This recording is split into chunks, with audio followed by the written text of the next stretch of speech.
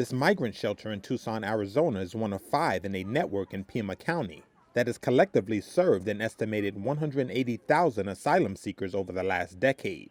But these families sleeping on cots could soon find themselves homeless once federal funds for migrant shelters run out at the end of the month. And the Casa Alitas network of shelters says it will soon be forced to halt most operations. After March 31st, most of our funds are going to go to a cliff. Susanna Seelig is the associate director for Casa Alitas. My main concern after March 31st is what is going to happen to those other 960 people per day that are coming through the border.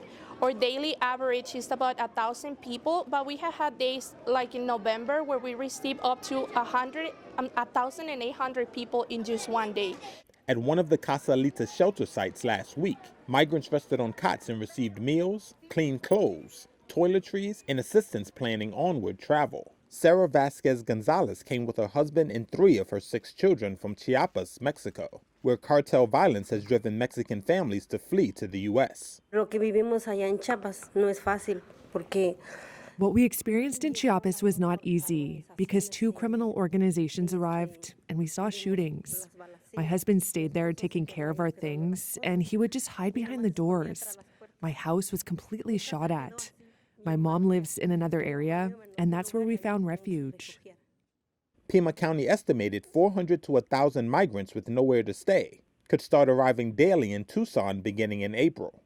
Jan Lesher, the Pima County administrator, said the county simply cannot afford the roughly $1 million per week that previously would have been covered by federal funds. $48 million a year is not something that can be easily absorbed into a Pima County budget, particularly in a year where we're all looking at making budget cuts. We refer to it as homelessness on steroids. We're going to take individuals who are already homeless in the community. We have that population who are houselessness, homeless in this area, and adding to that an additional 1,000 people a day.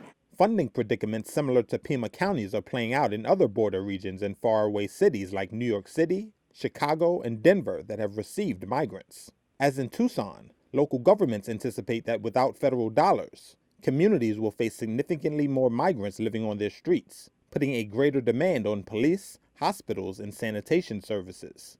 Congress faces a Friday deadline to fund the U.S. Department of Homeland Security, which pays for migrant services along with other federal agencies. Current money could be temporarily extended as a stopgap measure to keep DHS and other federal agencies running.